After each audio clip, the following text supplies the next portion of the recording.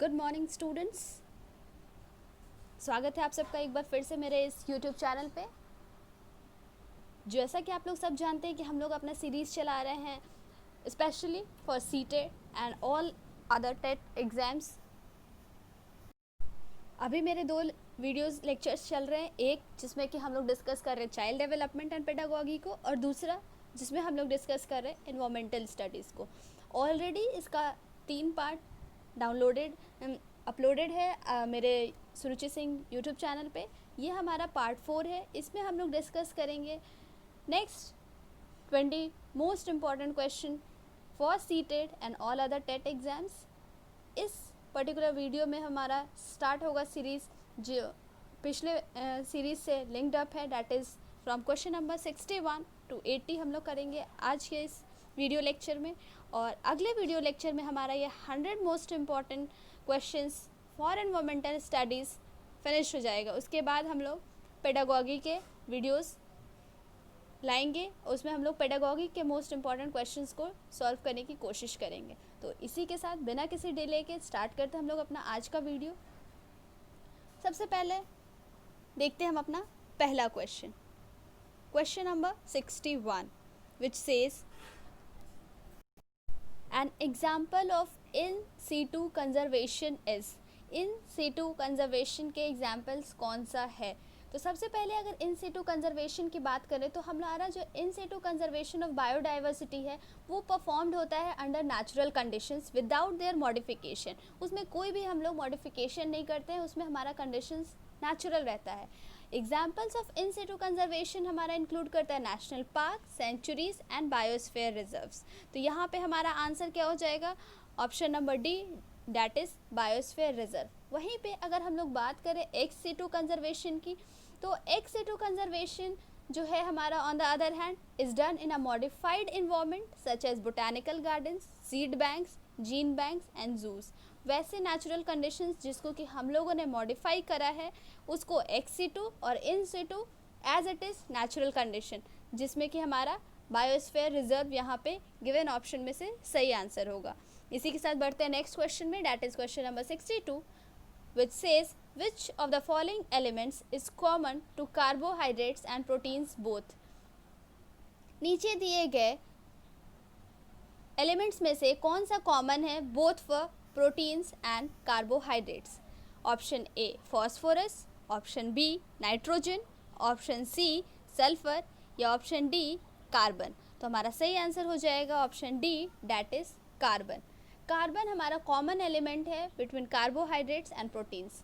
Carbohydrates हमारा energy giving compounds है which contain hydrogen and oxygen, और प्रोटीन्स हमारे body building complex organic compounds है consisting of carbon, hydrogen, oxygen and nitrogen. तो यहाँ पे हमारा वैसे भी कुछ प्रोटीन्स हमारा also show the presence of sulphur, phosphorus and iron, लेकिन यहाँ पे कॉमन अगर देखा जाए तो हमारा कार्बन आंसर होगा which is option number D. Next question हमारा question number 63, water bodies receiving a high amount of sewage show. वैसे वाटर बॉडीज जिसमें कि हाई अमाउंट ऑफ सीवेज है वो क्या शो करेगा? High BOD, low BOD, high DO, no effect on BOD and DO. यहाँ पे बीओडी एक ही सिंगल होगा, ये मिस प्रिंट है। तो अब यहाँ पे सबसे पहले हम लोग बात करेंगे बीओडी का मतलब क्या होता है। तो बीओडी यहाँ पे हमारा इंडिकेट करता है, इसका फुल फॉर्म हमारा होता है बायोकेमिकल ऑक्सीजन डिमांड। तो कोई भी जो हमारा सीवेज होता है वो कंटेन करता है degradable material in the form of organic matter. जब ये सीवेज एंटर करते हैं वाटर बॉडीज़ में तो जो नंबर ऑफ डिकम्पोजर्स होते हैं, डिकम्पोजर्स कहने से क्या मतलब है? बैक्टीरिया एंड फंजाई, वो डिग्रेड करता है इस components, degrade the components of sewage also increases. इनका जो डिग्रेडेशन है वो भी बढ़ जाता है, जिसके वजह से इनका high biochemical oxygen demand for decomposition of decomposers increase हो जाता है। इसलिए हमारा यहाँ पे आंसर हो जाएगा क्वेश्चन नंबर 63 का ए, डैट इज हाई बीओडी। अब ये हाई बायोकेमिकल ऑक्सीजन डिमांड हो जाता है इनका डिकम्पोजिशन के लिए बाय डिकम्पोजर। इसके वजह से ये जो हमारा डिज़ोल्व ऑक्सीजन है उसमें डिक्रीज़ होने लगता है, और ये वाटर बॉडीज़ में जितने भी हमारे एक्वाटिक एनिमल्स हैं उनके ऊपर एक नेगेटिव इफेक्ट डालता है। Next question, question number 64, study the following statements about निश। निश क्या होता है? To species have different niche in a habitat. Niche is just the address of a species in a habitat. Two species can coexist in a similar niche without competition. Niche defines the functional characteristics of a species in a habitat.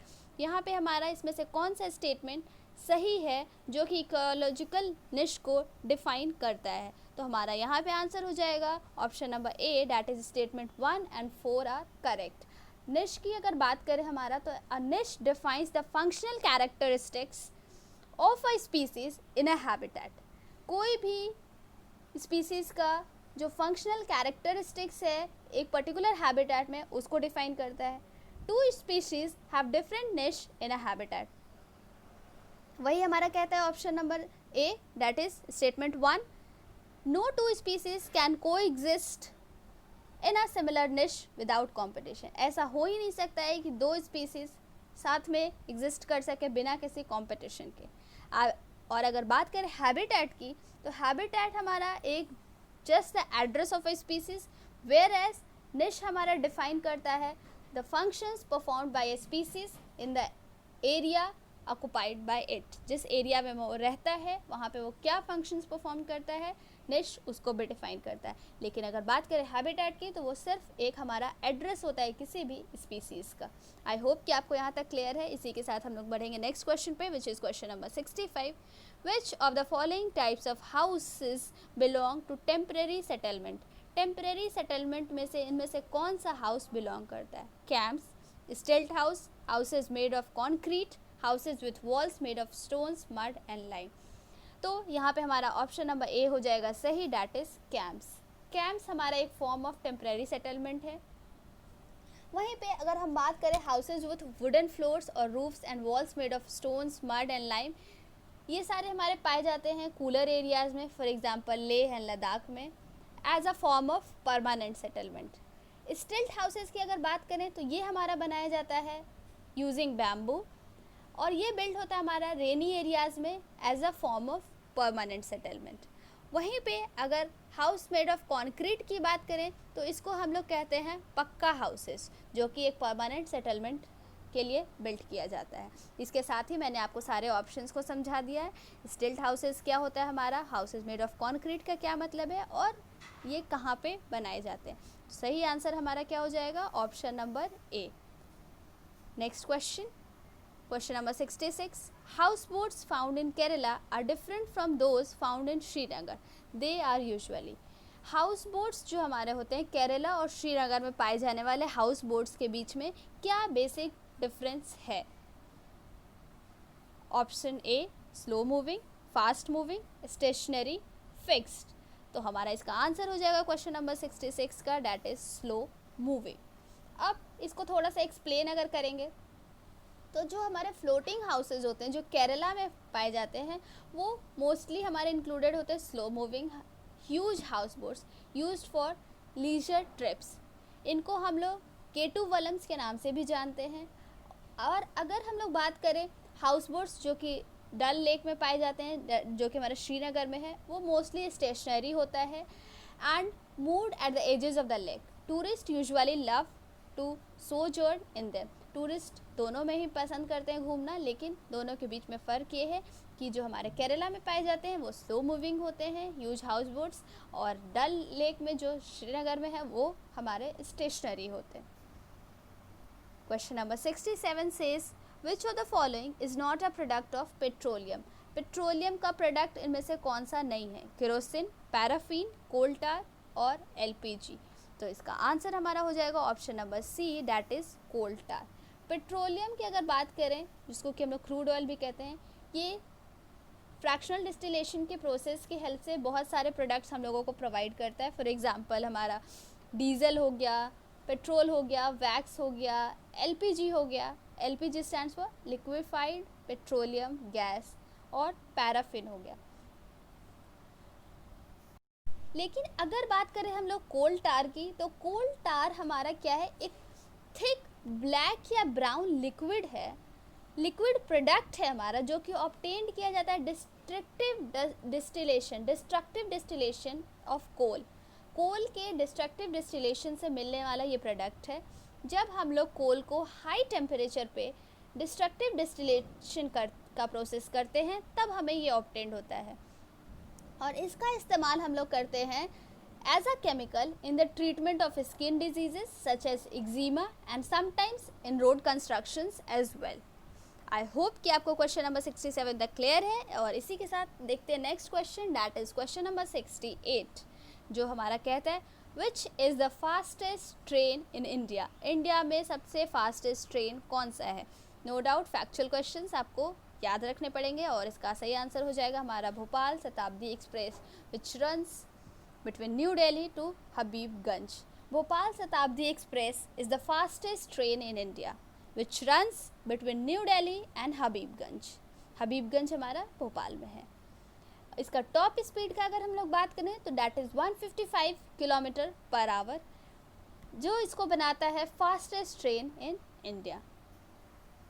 Next question, question number 69, which says air pollution greatly affects our. Air pollution हमारे कौन से part को effect करता है, skin, eyes, lungs और all of the above. तो हमारा air pollution affects all of the above हमारा सही आंसर हो जाएगा, that is question option number D. ये हमारे स्किन, आइज़, लंग्स सबको इफेक्ट करता है। एयर पोल्यूशन का वर्ड से आप क्या समझते हैं, मतलब क्या है इसका। तो एयर पोल्यूशन हमारा रेफर करता है to an undesirable change in the quality of air due to biological, physical and chemical pollutants. अनचाहा बदलाव हवा की गुणवत्ता में किस वजह से, प्राकृतिक, बायोलॉजिकल, फिजिकल, भौतिक, केमिकल, रासायनिक पॉल्यूटेंट से। ये हमारे बहुत सारे ऑर्गन्स को अफेक्ट करता है, सच एज स्किन, आइज़ और हमारे respiratory tract. Air pollution is cause due to many factors, बहुत सारे फैक्टर्स से हो सकता है, such as smoke containing poisonous gases release from factories, automobiles, burning, combustible things and cement industry. ये सारे कुछ ऐसे सोर्सेज हैं जो कि मेनली फैक्टर्स हैं जो कि डिटरमाइन करते हैं कि एयर पोल्यूशन को, एयर को पोल्यूट करने में एक इम्पॉर्टेंट रोल प्ले करते हैं। Next question, that is question number 70, which of the following adaptive features is shown by aquatic plants. Aquatic plants के द्वारा शो करने वाला फीचर्स बताना है। Good amount of woody tissues, good root hair systems, dissected leaves और root cap. तो हमारा answer हो जाएगा option number C, that is dissected. तो अगर बात करें हम लोग एक्वाटिक प्लांट्स की, फॉर एग्जांपल हमारा लोटस हो गया, तो ये सारे के इनके पास क्या होता है, they have dissected disc like और रिबन शेप्ड लीव्स। अब ऐसा क्यों होता है, ताकि वो उनको हेल्प करे टू लिव अंडर वाटर। इनके पास they have poor roots and root hair system, और इनके पास कोई भी रूट कैप नहीं हो सकता है, जो कि हमारा फर्दर ऑप्शंस कहता है। As well as aquatic plants के पास बहुत ही पुअर वुडी टिश्यूज़ होते हैं, जो कि हमारा ऑप्शन ए कहता है। तो हमारा ऑप्शन ए भी नहीं हुआ, बी भी नहीं हुआ, डी भी नहीं हुआ, सही आंसर हमारा क्या हो जाएगा, ऑप्शन नंबर सी। उनके पास डिसेक्टेड डिस्क लाइक या रिबन शेप्ड लीव्स होते हैं which help them to live under water. और एक्वाटिक प्लांट्स में पुअर रूट्स और रूट हेयर सिस्टम होते हैं, रूट कैप नहीं होता है। As well as in aquatic plants के पास पुअर वुडी टिश्यूज़ होते हैं, वुडी टिश्यूज़ में भी ये काफ़ी पुअर है। Now let's move to the next question, which is question number 71, which of the following animals have a strong sense of sight as well as hearing. नीचे दिए गए एनिमल्स में से कौन सा एनिमल्स के पास strong sense of sight as well as hearing है। ऑप्शन ए से tigers, B eagles, C dolphins और डी वल्चर्स। तो हमारे यहाँ पे सही आंसर हो जाएगा option number A, that is tigers. जितने भी हमारे जो गिवन ऑप्शंस है इसमें से टाइगर के पास हमारा strong sense of sight as well as hearing है। और अब इसके कुछ फीचर्स के बारे में बता देती हूँ। It can see 6 times better than us at night, वो हमसे 6 गुना टाइम ज़्यादा अच्छे तरीके से देख सकता है रात के समय में। और उसका जो सेंस ऑफ हियरिंग है स्पेशली, वो उसको इनेबल करता है ईज़िली सारे साउंड्स को पहचानने में, और वो अपने ईयर्स को डिफरेंट डायरेक्शंस में मूव कर सकता है टू कैच द साउंड। अगर वहीं पे हम लोग बात करें ईगल्स की और वल्चर्स के, तो इनके पास भी स्ट्रॉन्ग सेंस ऑफ साइट होता है। और अगर डॉल्फिन्स की बात करें तो dolphins have an ability to make different types of sound to communicate under water. Dolphins में ये एबिलिटी होती है कि वो अलग अलग प्रकार के आवाज़ बनाती है ताकि वो पानी के अंदर बात कर सके। Now let's move to the next question, that is question number 72.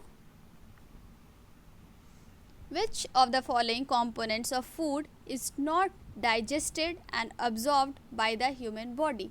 Human body के द्वारा इनमें से कौन सा ऐसा food component है जो कि digest और absorb नहीं हो सकता है? Option A says fat, B protein, C sucrose and D cellulose. तो हमारा आंसर हो जाएगा यहाँ पे option number D, that is cellulose. Cellulose हमारा एक तरह का कॉम्प्लेक्स कार्बोहाइड्रेट है जो कि बना होता है हमारा ग्लूकोज मॉलिक्यूल से। इसको हम लोग ह्यूमन बॉडी के द्वारा इसको डाइजेस्ट नहीं किया जा सकता है, क्योंकि ये जो सेल्यूलोज का जो डाइजेस्टिव एंजाइम है डैट इज़ सेल्यूलेज, ये हमारे ह्यूमन बॉडी में एब्सेंट होता है। ये हमारा एक्ट करता है एज अ रफ एज, जो कि रिक्वायर्ड होता है बॉडी को बहुत ही for easy bowel movement, but not as a source of energy और ग्रोथ मटेरियल। ये हमारा प्रेजेंट होता है cell wall of plant parts में, सच एज फ्रूट्स में, लीव्स में, सीड्स में। ह्यूमन बॉडी में ये नहीं प्रेजेंट होता है। आई होप कि आपको यहाँ तक समझ आ गया होगा। इसी के साथ हम लोग देखते हैं अपना next question, question number 73. What percentage of total fresh water on the earth is found in lakes, rivers, streams and swamps? नीचे दिए गए परसेंटेज में से कौन सा टोटल अमाउंट ऑफ परसेंटेज है फ्रेश वाटर का जो कि पृथ्वी में प्रेजेंट है और पाए जाते हैं हमारे लेक्स, रिवर्स और स्ट्रीम्स एंड स्वैम्प्स में? तो इसका हमारा आंसर हो जाएगा option number A, that is 0.36%।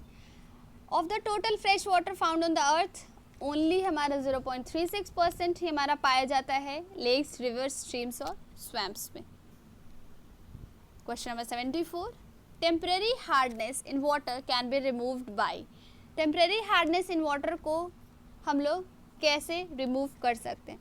तो सबसे पहले ये टेम्परेरी हार्डनेस इन वाटर होता कैसे है? तो it is caused by the presence of bicarbonates of calcium and magnesium. और इसको रिमूव करने के लिए हमारे पास सबसे बेस्ट ऑप्शन है that is to boil the water. तो हमारा आंसर नंबर डी सही हो जाएगा। क्वेश्चन नंबर 74 का आंसर हमारा हो जाएगा option number D, that is boiling. Sedimentation क्या होता है ये मैंने आपको पहले ही बताया है। तो देखते हैं next question, that is question number 75. Who was the author of Tarikh al Hind history of India? किसने तारीख एल हिंद को लिखा? Al Biruni, Ibn Battuta, Thomas Jefferson, Anthony निविट। तो इसका हमारा आंसर हो जाएगा क्वेश्चन नंबर 75 का ऑप्शन नंबर ए हमारा सही आंसर हो जाएगा, डैट इज़ एल बिरूनी। ये एल बिरूनी हमारे ट्रैवल किए थे इंडियन सब कॉन्टिनेंट को इन 1017 और उन्होंने ही ये बुक लिखा था डैट इज़ तारीख एल हिंद। और after exploring the Hindu faiths practised in India, और ही वॉज बॉर्न इन ख्वारिज़म जो कि अभी उज्बेकिस्तान का एक पार्ट है। Question number 76. Railways were first introduced to India in. Railways first time India में कब इंट्रोड्यूस्ड हुआ था? 1912, 1911, 1860 और 1853। ऑप्शन नंबर डी हमारा सही आंसर हो जाएगा, that is 1853। India is first train ran from Mumbai to Thane and that is in 1853। इसी के साथ हमारा क्वेश्चन नंबर 76 कंप्लीट होता है और हम लोग अब बढ़ेंगे नेक्स्ट क्वेश्चन पे, that is question number 77. which says how will a tiger know if there is another tiger in its area. कोई भी एक टाइगर कैसे जानेगा कि उसके एरिया में और दूसरा टाइगर है या नहीं है? हेयर, पॉज, यूरिन और सलाइवा। तो अगर बात करें हम लोग क्वेश्चन नंबर 77 की, तो जैसा कि हम लोग सब जानते हैं कि जो भी हमारा टाइगर होता है वो मार्क करता है अपने एरिया को विथ इट्स यूरिन, और by smelling that urine it will know whether there are some other tigers in that area or not. As we have already discussed that tigers have a great sense of smell. जो भी उसका area है particularly उस area को वो mark करने के लिए अपने यूरिन का इस्तेमाल करते हैं, और फर्दर उसको ये स्मेल से वो लोग ये डिटेक्ट कर पाते हैं कि there is another tiger in its area और not. So the right answer would be 77 का हमारा हो जाएगा option number C, that is urine. Now next move to the next question, that is question number 78. Which one of the following is an example of a biennial plant? अगर हम लोग बात करें biennial plants की, तो वैसे plants live for 2 seasons that live for 2 seasons are known as biennial plants. ऐसे plants bear roots, stems and leaves in the first season, while in the second season they bear flowers. इसके example हमारे हो जाएंगे carat, reddish etcetera. ये सारे कुछ हमारे examples हैं बाइनियल प्लांट्स के. अगर बात करें एनुअल प्लांट्स की, तो they live for 1 growing season, और इसी टाइम में वो प्लांट्स अपना प्रोड्यूस करते हैं सीड एज वेल एज वो डाई भी हो जाते हैं इसी पर्टिकुलर सीजन में. इसके एग्जाम्पल अगर एनुअल प्लांट्स की बात करें हम लोग, तो हमारा हो जाएगा वीट, मेज एट्सेट्रा. तो यहाँ पे हमारा जो क्वेश्चन है वो कह रहा है बाइनियल प्लांट्स के बारे में. इसमें से हमारा कौन सा बाइएनियल प्लांट है? तो जैसा कि मैंने आपको बताया, बाइएनियल प्लांट्स मतलब वैसे जो 2 सीजन्स तक रहते हैं. एक सीज़न में रूट, स्टेम और लीव्स आते हैं, दूसरे सीज़न में वो फ्लावर्स बेयर करते हैं. इसके एग्जांपल्स भी मैंने आपको दिए, दैट इज़ कैरेट, रेडिश. तो हमारा यहाँ पे ऑप्शन में क्या है? कैरेट है, तो इस वजह से हमारा ऑप्शन नंबर डी सही आंसर हो जाएगा. वीट और मेज के बारे में मैंने आपको बताया कि ये सब हमारे एनुअल प्लांट्स हो गए, जो कि सिर्फ एक ग्रोइंग सीजन तक ही रहते हैं, और इसी टाइम पे वो सीड्स भी प्रोड्यूस करते हैं और इसी टाइम पे वो डाई भी कर जाते हैं. तो वीट, मेज हमारे क्या हो गए? Annual plants. अगर बात करें हम लोग बनियान ट्री की, तो ये बहुत सालों तक रहती है, इसलिए इसे हम लोग कहते हैं पेरिनियल प्लांट. वैसे plants that lives for many years, उसको हम लोग कहते हैं पेरिनियल प्लांट्स. तो आई होप कि आपको एक क्वेश्चन में यहाँ पे बहुत सारे कॉन्सेप्ट क्लियर हो गए होंगे एनुअल, बाइएनियल और पेरिनियल प्लांट्स के विथ एग्जांपल्स. नेक्स्ट क्वेश्चन देख लेते हैं, that is question number 79. Identify the incorrect match of the shelter with its animal. जो हमारा इनकरेक्ट मैच है उसको आपको आइडेंटिफाई करना है. ऐसे क्वेश्चन बहुत ज़्यादा कंफ्यूजिंग होते हैं, ध्यान रखिए. करेक्ट नहीं, इनकरेक्ट. कॉम्ब, हनी बीज, टर्मिटोरिया, बम्बल बीज, burrows in soil, rabbits, nest made in bushes with dried grass and hedges, बुलबुल. तो हमारा इसका आंसर हो जाएगा क्वेश्चन नंबर 79 का, that is option number B, that is termitaria. Termitaria हमारा शेल्टर है फॉर टर्माइट्स. ये होता कैसा है? तो these are the mounds of wooden particles और अक्यूमुलेटेड सॉइल पार्टिकल्स. एक के ऊपर एक रखी हुई मिट्टी से बनाया गया घर या फिर वुडन पार्टिकल्स का माउंट्स, ढेर, जो कि टर्माइट्स के द्वारा बनाया जाता है, और इसके शेल्टर्स को हम लोग कहते हैं टर्मिटोरिया. तो हमारा इनकरेक्ट मैच हो जाएगा यहाँ पे option number B, that is termitaria bumble bees का. इसी के साथ लास्ट क्वेश्चन पे हम लोग पहुँच चुके हैं, जो कि है हमारा विच of the following is an example of site conservation. In situ conservation के बारे में जो मैंने आपको बताया था प्रीवियस क्वेश्चन में, वहाँ पे मैंने आपको एक्स सिटू कंजर्वेशन भी बताया था. अब ये जो हमारा एक्स सिटू कंजर्वेशन है, इसी को हम लोग कहते हैं ऑफ साइट कंजर्वेशन.